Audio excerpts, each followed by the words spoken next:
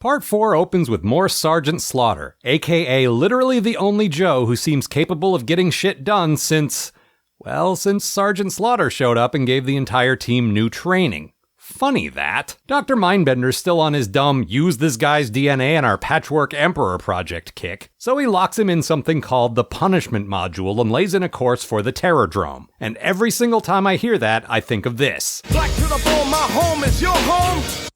But welcome to the Terrordrome. I can't possibly be the only one who has that problem. Speaking of problems, General Hawk is still a thing, and as he runs down a list of the tombs that Cobra's raided, he once again expresses confusion over what their goal could be, despite the fact that they already finally put this whole dumb DNA puzzle together in the last episode. You might think I'm exaggerating his stupidity for the sake of comedy, but I swear to you, it's been less than 10 minutes of screen time since he said, out loud, that they have a pretty good idea of what Cobra's up to. They thought it was super soldiers and not an emperor, but that was a pretty close guess, and now he's back to not having one clue.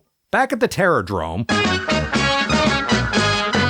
the Crimson Twins take a sample of Sergeant Slaughter's DNA. To complete our little experiment in Biology 101. If this madness is a 101 level class at Cobra University, I'd love to see what qualifies for their PhD program. They leave, and Sergeant Slaughter does not wake up in hours as predicted, but almost immediately, because of course he does. That man has the constitution of a vending machine.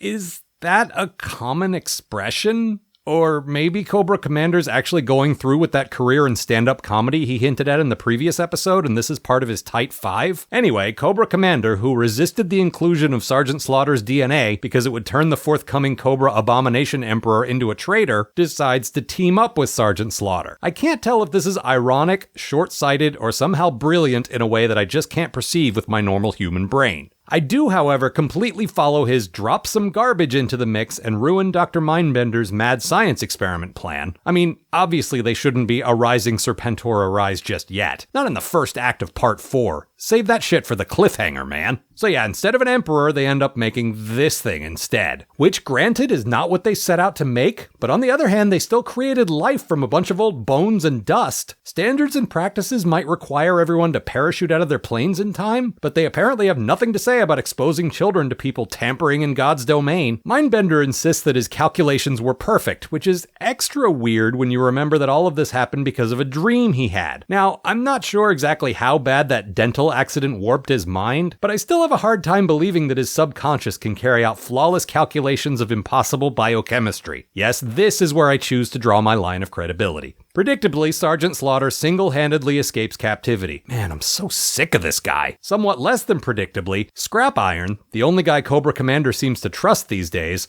sells his boss out to Team Mindbender for 1 million gold serpentines. Wait, does Cobra have their own currency? With a dedicated mint, some organization that determines the worth of it against other world currencies and everything else that implies? I would honestly watch an in-world documentary about this and be absolutely captivated. Instead, I have to watch and listen to Sergeant Slaughter some more. This is the bad place. Naturally, he defeats the Cobra Abomination, which then literally melts into a puddle after enduring his dumb quips and even dumber wrestling moves. But then Cobra recaptures him and takes more of his DNA because I guess we're still holding on to that stupid idea. At least Mindbender secures his DNA with one of those little devices they've been using and not in the, traditional way that human males dispense their DNA for reproduction. Which reminds me, a friend mentioned to me today that Arise Serpentor Arise sounds like a dick joke, and how did I not even notice that? What am I even doing with my life? And speaking of life, Dr. Mindbender manages to spit in God's eye successfully this time, despite another attempted intervention by Cobra Commander and the arrival of a bunch of Joes who aren't Sergeant Slaughter.